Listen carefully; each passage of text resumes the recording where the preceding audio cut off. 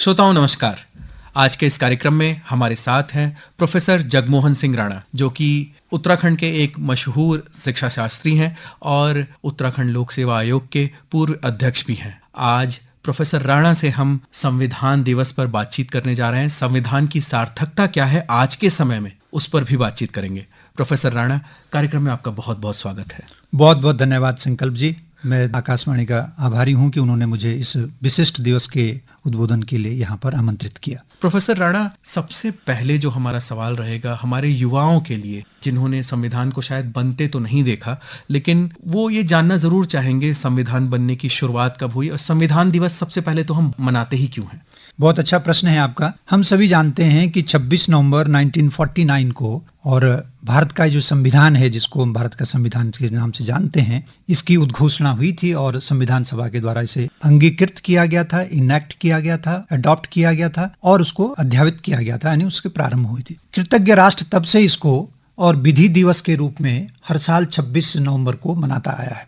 लेकिन 2015 के अंदर जो वर्तमान भारत सरकार है वो 125वीं जन्म जयंती वर्ष डॉक्टर अंबेडकर जी का मना रहे थे। तो सरकार को ये लगा कि जिन्होंने नए भारत का निर्माण किया है, उन सभी मनीषियों के प्रति, जो डॉक्टर अंबेडकर और उनके सहयोगी जिन्होंने भारत को संविधान दिया, उनके प्रति कृतज्ञता व्यक्त करने के लिए, लोगों तक संवैधानिक जानकारी जानने के लिए ये एक नया कार्यक्रम प्रारंभ किया। विधि दिवस के बजाय इसको संविधान दिवस के रूप में मनाने की ऐसा उन्होंने चर्चा की और 19 नवंबर 2015 को तत्कालीन भारत सरकार के न्याय एवं अधिकारिता मंत्री श्री थावरचंद जी गहलोत, उनके द्वारा ये उद्घोषणा हुई कि आज से हम अब से 26 नवंबर को संविधान दिवस के रूप में मनाया जाएगा, जिससे कि सामान्य जन समूह में, सभी में और संवैधानिक मूल्यों के प्रति निष्ठा, संवैधानिक मूल्यों के प्रति कर्तव्यबोध, संवैधानिक मूल्यों के प्रति एक नई जागरूकता के साथ ऐसा हमारा समाज बन करके आए।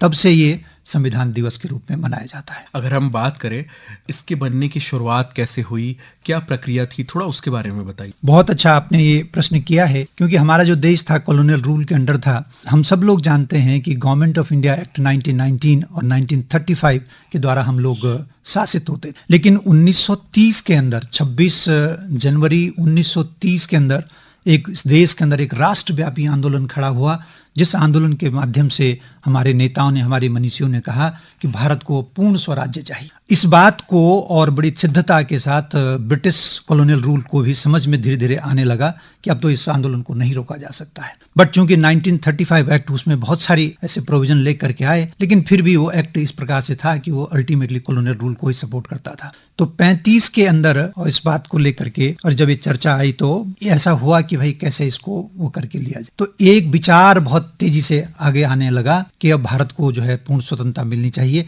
आधी अधूरी स्वतंत्रता से इस देश का काम नहीं चलने वाला। तो ये जो कॉन्स्टिट्यूशनल असेंबली का एक ऐसा आया कि इसके अंदर भी एक चुनी हुई सरकार बने और सबसे पहली बार 1937 में सारे राज्यों में, जो 11 राज्य तब होते थे, और उन 11 राज्यों में चुनी हुई सरकारें बनी। तो यदि मैं प्रारंभ करूं, क्रोनोलॉजिकल प्रारंभ करूं कि कैसे ये विचार कॉन्स्टिट्यूशनल असेंबली का आया, तो सबसे पहले 1934 में एम.एन. रॉय एक बहुत बड़े यहाँ के आंदोलनकर्ता थे, बहुत बड़े विदुषी थे, बहुत अच्छे वकील थे, बहुत अच्छे जर्नलिस्ट थे। उनके द्वारा पहली बात हुई कि जब तक हमारी कॉन्स्टिट्यूशनल असेंबली नहीं होगी तब तक ये बात नहीं होगी। फिर 1938 में पंडित जवाहरलाल नेहरू जी ने, क्योंकि 1935 के एक्ट में इस तरह के प्रोविजन आने लगे थे, तो 38 में पंडित जवाहरलाल नेहरू जी ने कहा कि हमारा जो कॉन्स्टिट्यूशन बनेगा वो हमारे ही लोगों के द्वारा, हमारे ही लोगों के लिए बनना चाहिए, उसमें किसी प्रकार से बाहर का कोई इंटरफेरेंस नहीं होना चाहिए। ये 38 में लेकर के आए। अब चूंकि 39 में द्वितीय वर्ल्ड वॉर प्रारंभ हो गया था और अंग्रेजों ने कहा कि जो भारत के बहुत बड़ी संख्या में सैनिकों को जो है द्वितीय विश्व युद्ध में झोंका गया, ये बात कहकर ही झोंका कि हम आपकी स्वतंत्रता की राह आसान कर रहे हैं। तो 1940 में जिसको अगस्त समझौता हम लोग कहते हैं, अगस्त समझौता लेकर के लोग आए, जिसको अगस्त ऑफर के नाम से कहा जाता है, जिसमें कहा कि हाँ हम जो है भारत को स्वतंत्रता देंगे ताकि हम विश्व युद्ध में जीत सकें। लेकिन हम सब जानते हैं कि द्वितीय विश्व युद्ध में और ब्रिटेन की बहुत बुरी तरह से हार हुई थी, बहुत उसको नुकसान हुआ। तो 1942 में क्रिप्स मिशन जब भारत आया, तो क्रिप्स मिशन ने इस देश के अंदर कहा कि हम आपको स्वतंत्रता तो देंगे, लेकिन 2 फ्रेम ऑफ रेफरेंस के अंदर आपका कॉन्स्टिट्यूशन बनाएंगे और उस बनेंगे, तो जो कि हमारे को बिल्कुल स्वीकार्य नहीं था, हमारे नेताओं को। फिर अल्टीमेटली 1946 के अंदर, फरवरी 1946 के अंदर एक कैबिनेट मिशन, जो तब एटली वहाँ के प्रधानमंत्री थे, एटली ने एक कैबिनेट मिशन बनाया जिसमें 3 मुख्य कैबिनेट मंत्री शामिल थे, लॉरेंस, क्रिप्स और एक अलेक्जेंडर, इन 3 लोगों को भारत भेजा और तब जाकर के जो ये कैबिनेट मिशन आया तो इसमें ये बात बिल्कुल तय हो पाई कि अब भारत को जो है स्वतंत्रता देनी होगी, इसके लिए चुनाव होंगे। इसलिए जाकर के जनवरी और 46 चुनाव की उद्घोषणा हुई और वहां पर चुनाव संपन्न हुए। इन स्टेट असेंबलीज ने अपने यहाँ से रिप्रेजेंटेशन के आधार पर कॉन्स्टिट्यूएंट असेंबली का चुनाव किया, जिसमें शुरू में 389 मेंबर्स बने, बट चूंकि बाद में जब विभाजन हुआ 47 में तो वो 389 में से 292 यहाँ रह गए, 299 यहाँ रह गए और बाकी उधर चले गए। जो 389 था उसमें से 292 इलेक्टेड रिप्रेजेंटेटिव थे, 93 प्रिंसली स्टेट से थे और 4 जो चीफ कमिश्नर की स्टेट थी उसमें से था। तो इस प्रकार से और जुलाई 1946 में और पहली बार कॉन्स्टिट्यूएंट असेंबली बनकर के आई। कॉन्स्टिट्यूएंट असेंबली एम्पावर किया गया कि ये जो है भारत के लिए संविधान का निर्माण कर, भारत के संविधान के निर्माण करने की जिम्मेदारी जिस पे दी। और ये कहिए कि अल्टीमेटली बाद में ये जो प्रोविजनल जो हमारी संसद है, यही बाद में प्रोविजनल संसद भी बनी। तो ये जो प्रक्रिया है ये बहुत ही जटिल, बहुत ही करिए हृदयस्पर्शी और बहुत ही सारे समाज को साथ लेकर के बनने वाली। पहली जो बैठक हुई वो 9 दिसंबर 1946 को हुई और उसमें फ्रांस की तर्ज पर जो सीनियर मोस्ट मेंबर थे उनको उसका अध्यक्ष चुना गया। एक सच्चिदानंद सिन्हा साहब थे, वो इसके अध्यक्ष बने। फिर 11 दिसंबर को दूसरी बैठक हुई जिसमें विधिवत रूप से डॉक्टर राजेंद्र प्रसाद जी को इसका अध्यक्ष चुना गया और मुखर्जी साहब और कृष्णमाचारी इन दोनों को वाइस प्रेसिडेंट चुना गया। तो इस प्रकार से 11 दिसंबर को ये बैठक हुई। 13 दिसंबर को जो सबसे महत्वपूर्ण घटना घटी भारत के संविधान की, उसमें वो नेहरू जी का और जो ऑब्जेक्टिव रेजोल्यूशन था उसको असेंबली के सामने रखा गया। नेहरू जी ने उस असेंबली के सामने रखा जिसके 3 मुख्य बिंदु थे। पहला बिंदु ये था कि हम एक इकोनॉमिक और पॉलिटिकल सिक्योरिटी का देश चाहते हैं। दूसरा, हम उसको कंप्लीट सोवरेन देश चाहते हैं। दूसरा, अपना लिखित संविधान चाहते हैं। तीसरा, हम ये चाहते हैं कि हमारे यहाँ जो वीकर सेक्शंस हैं उनके हम रक्षा कर सकें। चौथा, ये सकते हैं कि हमारी जो स्टेट की जो टेरिटरी है भारत के स्टेट की, चाहे वो लैंड में है, चाहे वो सी में है, चाहे एयर में है, हम उसकी रक्षा कर सकें, उसकी इंटीग्रिटी कर सकें। तो इस प्रकार से ये जो रेजोल्यूशन हुआ और अल्टीमेटली 22 जनवरी 1947 को रेजोल्यूशन स्टेट असेंबली द्वारा पास किया गया। अब स्टेट असेंबली द्वारा जब पास किया गया तो आप सब जानते हैं कि 1947 में government of India independence act आया। जो इंडिपेंडेंस एक्ट आया उसमें ये जो कॉन्स्टिट्यूएंट असेंबली था इसको पूर्ण स्वायत्तता दे दी गई, यानी इसको एक किस्म से भारत की नई पार्लियामेंट का स्टेटस दे दिया गया। अब इसका अर्थ हुआ कि ये दोनों तरह की बॉडी बन गई, कॉन्स्टिट्यूशनल बॉडी भी बन गई और लेजिस्लेटिव बॉडी बन गई। कॉन्स्टिट्यूशनल बॉडी के नाते इसके हेड डॉक्टर राजेंद्र प्रसाद थे और असेंबली लेजिस्लेटिव असेंबली होने के नाते इसके हेड गणेश विष्णु मावलिंकर, ये इसके स्पीकर जिसको हम लोग कह सकते हैं स्पीकर हुए। अब इनकी अध्यक्षता में दोनों ने ये काम प्रारंभ किया। तो इसमें बहुत सारे, और आप सब जानते हैं कि 29 अगस्त 1947 को हुई, बहुत सारी कमेटीज बना दी गई थी जिसमें ड्राफ्ट कमेटी एक सबसे महत्वपूर्ण कमेटी थी जिसकी अध्यक्षता डॉक्टर अंबेडकर जी ने। तो ये उन्होंने अपना काम प्रारंभ कर दिया था। विभिन्न कमेटियां बनी थी विभिन्न मुद्दों को लेकर के, लगभग 22 कमेटीज का निर्माण किया गया था। तो जिसकी जो एक किस्म से जो पहला ड्राफ्ट तैयार हुआ वो जुलाई से लेकर के अक्टूबर तक 1947 तक इसका पहला ड्राफ्ट तैयार किया गया। और जो ड्राफ्टिंग की गई, एक इनके जो लीगल एडवाइजर थे BN राव, उन्होंने इसकी ड्राफ्टिंग की। ड्राफ्टिंग को अक्टूबर 1947 से लेकर के और 21 फरवरी 1948 तक उस पर बहुत सारे डिलिब्रेशंस हुए, बहुत सारे उस पर डिबेट्स हुए और उन डिबेट्स के आधार पर इसको एक किस्म से फर्स्ट ड्राफ्ट मान लिया गया। और 21 फरवरी 1948 को इस ड्राफ्ट को प्रांतों की असेंबलीज को, कॉमन आदमी को लिए, एकेडमिशियंस के लिए, लॉयर्स के लिए, जूरिस्ट के लिए, उनके लिए इसको क्रिटिक्स के लिए ओपन कर दिया गया और उनसे उसमें सुझाव मांगे गए। और नवंबर 1948 में 4 से लेकर 9 नवंबर तक कंटिन्यूस इसकी रीडिंग की गई। इसकी रीडिंग करने के बाद जब ये सब उसके अमेंडमेंट के लिए गए तो इसमें 15 नवंबर 1948 से लेकर के 17 अक्टूबर 1949 तक इसकी सेकंड रीडिंग हुई। और ये सेकंड रीडिंग तब हुई जब इसमें लगभग 7,600 और अमेंडमेंट पूरे देश में विभिन्न असेंबलीज के द्वारा, विभिन्न लोगों के द्वारा सुझाए गए, जिसमें से लगभग 2,400 अमेंडमेंट्स पर डिस्कशंस हुआ, बहुत स्ट्रांगली डिस्कशन होकर के और उनको अडॉप्ट किया गया।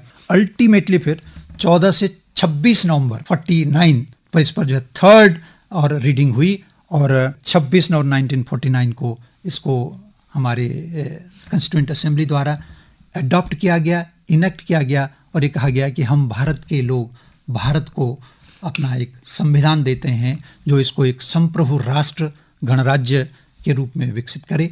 यहाँ के जो लोग हैं उनको और उनकी स्वतंत्रता, उनकी स्वायत्तता, उनके विचार, उनके अभिव्यक्ति और धर्म की स्वतंत्रता के साथ साथ उसके इम्पर्सनल और पर्सनल हितों को ध्यान रखते हुए ऐसा एक संप्रभु राष्ट्र बनाने की दिशा में ये संविधान हम अपने भारत को आत्मर्पित करते हैं। ऐसा ये 26 नवंबर 1949 को हुआ। इसलिए इस दिवस को हम लोग और संविधान दिवस के रूप में, तब से हम लोग विधि दिवस के रूप में मनाते थे, लेकिन 2015 से और जब से भारत सरकार ने घोषणा की तब से हम लोग इसको संविधान दिवस के रूप में मनाते हैं, ताकि हम उन सब मनीषियों को जिन्होंने नए भारत के निर्माण के लिए इतना बड़ा संघर्ष किया, उस संघर्ष को हम लोग याद कर सकें और सारे समाज में संवैधानिक मूल्यों की बढ़ोतरी हो सके। ऐसा ये इसका इतिहास है। प्रोफेसर राणा, आपने बहुत ही विधिवत तरीके से, बहुत ही गहराई से ये समझाया कि हमारे जो संविधान है उसका विकास कैसे हुआ और कैसे वो आज के खाके में हमें जो दिखाई देता है उसकी शुरुआत कहाँ से हुई और उसमें कितने प्रयास लगे। कुछ रोचक जानकारी जो हमारे श्रोताओं को नहीं पता हो संविधान के बारे में, वो थोड़ा बताएं तो बहुत अच्छा लगेगा। ये वास्तव में बहुत ही अच्छा अवसर है इस बात बताने का कि भारत का संविधान दुनिया का सबसे बड़ा लिखित संविधान है, जिसमें लगभग 1,46,000 शब्द थे उस समय। और ये जो संविधान है हाथ से लिखा गया है, ये कोई कंप्यूटर से या किसी से प्रिंट नहीं हुआ है, किसी में नहीं टाइप किया गया है, बल्कि इसे हाथ से लिखा गया। 2 बड़े मनीषी हुए हैं जिन्होंने इसका कैलीग्राफी में लिखा है। हिंदी में बसंत कृष्ण वैद्य एक महाराष्ट्र के सुलेखक थे, उन्होंने इसको हिंदी में लिखा और लगभग 6 महीने लगे। और प्रेम बिहारी रायजादा जो बिहार मधुबनी के रहने वाले थे, इन्होंने उसको अंग्रेजी से कैलीग्राफ किया है और उन्होंने इसका कोई शुल्क नहीं लिया। सिर्फ उन्होंने और नेहरू जी से ये निवेदन किया था कि मुझे एक इसका शुल्क दे दीजिए कि लगभग सभी पेज पे, हर पेज में मेरा नाम हो और अंतिम पेज में मेरे दादाजी और मेरे खानदान का नाम हो। और नेहरू जी बड़े आसानी से इस पर राजी हो गए। उन्होंने बहुत ही सुंदर तरीके से इसको लिखा है और आज भी इसकी जो मूल प्रति है वो हमारे संसद भवन में एक हीलियम के बॉक्स के अंदर नाइट्रोजन के एटमॉस्फेयर में सुरक्षित है। हीलियम के बॉक्स और नाइट्रोजन रखने से इसमें ऐसा कह सकते हैं कि हवा भी ना लगे, ऐसा ही है। और एक और बड़ी इंटरेस्टिंग बात यह है कि इसकी जो लिथोग्राफिक प्रिंटिंग जो पहली बार हुई वो सर्वे ऑफ इंडिया की जो प्रिंटिंग मशीन थी देहरादून में, वहाँ पर हुई है।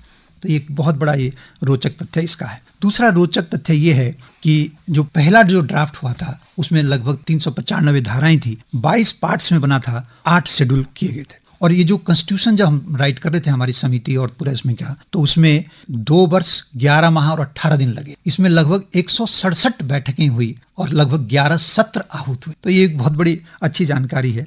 और इसमें हमने देश के लगभग 60 देशों के और संविधान का अध्ययन किया, जिसमें विभिन्न तरह की चीज़ें हम लोगों ने सब जगह से, कहिए कि अम्बेडकर जी ये कहते थे कि हमने विभिन्न फूलों से अपने संविधान का गुलदस्ता सजाया है।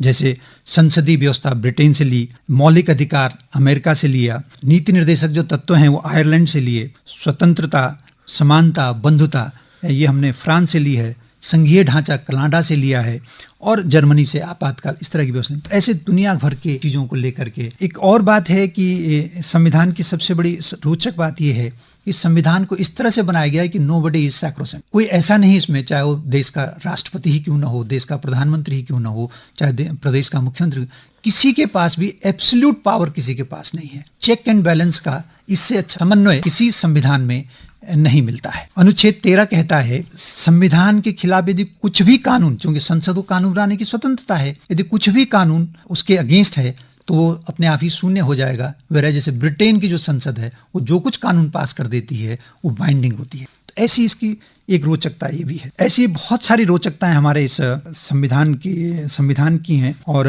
एक बात और जो बहुत महत्वपूर्ण है वो ये कि संविधान को इस तरह से बनाया गया है जैसे फंडामेंटल ड्यूटीज और फंडामेंटल राइट्स। एक जो फंडामेंटल ड्यूटी अगर हम करते हैं तो हम किसी का फंडामेंटल राइट बचाने, जैसे 86 जो अमेंडमेंट है, 86 अमेंडमेंट RT वाला जो अमेंडमेंट है, वो फंडामेंटल ड्यूटी देता है पेरेंट्स को और गार्जियन को कि आप 6 से 14 वर्ष के बालक को अनिवार्य रूप से उसकी शिक्षा करेंगे। सेम टाइम वो 21A में उसको फंडामेंटल राइट देता है कि 6 से और 14 वर्ष के बच्चों का ये मौलिक अधिकार है शिक्षा प्राप्त करने का, फ्री और कंपलसरी एजुकेशन प्राप्त करने का। तो ऐसा चेक्स एंड बैलेंस हमारे यहाँ है, क्योंकि प्रारंभ में और 10 ही मौलिक कर्तव्य थे, ये 11वां मौलिक कर्तव्य जोड़ दिया गया। तो ये एक जो व्यवस्था हमारे संविधान की एक ही समय पर ये लचीला भी है, उसी समय पर कठोर भी है, और इसके अंदर बहुत फ्रीडम है कि समय समय पर युगानुकूल व्यवस्थाओं को लेकर के हम इसमें अमेंडमेंट कर सकते हैं। जो केशवानंद भारती का केस हम सब लोग जानते हैं 1973 का, उसमें जो निर्णय है कि जो बेसिक स्ट्रक्चर है, इसकी जो आत्मा है, उस आत्मा को न चेंज करते हुए शरीर के कलवर को हम लोग युगानुकूल और अर्थव्यवस्था युगानुकूल व्यवस्था के अनुसार चेंज करते हैं। प्रोफेसर राणा, अंत में चलते चलते हमारे श्रोताओं के लिए आप संविधान दिवस पर संक्षेप में क्या संदेश देना चाहेंगे? आज ये सत्यनिष्ठा से संकल्प करने का दिवस है, क्योंकि संविधान की आत्मा में जो सबसे मूल तत्व है संविधान की आत्मा, और हम लोग आत्मा कहते हैं जो अजर है, अमर है, अविनाशी है, तथा बाह्य जितने भी प्रकार के अवयव हैं, जितने प्रकार के द्वेष और दोष हैं, उनसे जो मुक्त है उसको हम आत्मा कहते हैं। तो आज का दिवस संकल्पबद्ध होकर के संसदीय और हमारे जो संवैधानिक मूल्य हैं उन मूल्यों को जीवन में प्राप्त करना है। जैसे कि डॉक्टर अंबेडकर जी ने कहा कि यह संविधान काम करने के लायक लचीला और मजबूत है, लेकिन चेतावनी है कि यदि हमने कोई अपनी नैतिकता खो दी तब ये केवल एक दस्तावेज मात्र रह जाए। ऐसे ही डॉक्टर राजेंद्र प्रसाद जी ने कहा कि हमने जो लिखा है और इसको जिंदा बनाए रखना ये हम सबकी जिम्मेदारी, और यदि हम इसको जिंदा नहीं बनाए रखेंगे तो यह किताब मात्र रह जाएगी, जबकि हम लोगों ने कहा ये मात्र किताब नहीं है, ये एक ऐसा दस्तावेज है जो करेगा। आज के दिन जो मुख्य बात निकल करके आती है, वो मुख्य बात ये निकल के आती है हम लोग सत्यनिष्ठा से संकल्प करें और संकल्पित होकर मानवीय मूल्यों के प्रति और नैतिकता से अपना जीवन जिएं, तभी हम लोग सच्चे रूप में संवैधानिक और व्यवस्थाओं को जी रहे होते हैं। बस अंत में एक बात कहते हुए अपनी बात पूरी करूंगा। मंजिल अपनी प्रत्यक्ष लिए हम तोड़ रहे हैं जंजीरें, बदल रहे हैं तस्वीरें, निकल पड़े हम प्रण करके अपना तन मन अर्पण करके, जिद है कि सूर्य एक उगाना है, भारत नया बनाना है, भारत नया बनाना है। तो भारत जो नया भारत है वास्तव में उन निहित मूल्यों से नया भारत बनेगा जो हमारे संविधान में निहित मूल्य हैं, और निश्चित तौर पे आज हम लोग संकल्पित होकर के सत्यनिष्ठा से कह सकते हैं, ईश्वर को साक्षी मानकर, इन मूल्यों के आधार पे ही भारत वो विश्व गौरव को प्राप्त करेगा जिसको हम लोग भारत को विश्व गुरु कहते हैं। इसीलिए उसमें उद्घोषणा की थी, एतद् देशे प्रसूतस्य सकाशादग्र जन्मनः स्वं स्वं चरित्रम शिक्षरेन पृथिव्याम सर्वमानव। निश्चित ही प्रोफेसर राणा, भारत जिस दिशा में और जिस परिवेश के साथ आगे बढ़ रहा है, जरूर ही हमें एक विकसित राष्ट्र देखने को मिलेगा, और उसमें जो हमारा जीवंत दस्तावेज है, हमारा संविधान है, वो एक महत्वपूर्ण भूमिका निभाएगा। आकाशवाणी से आपने संविधान दिवस पर बहुत ही महत्वपूर्ण बातचीत की, इसके लिए आपका बहुत बहुत धन्यवाद।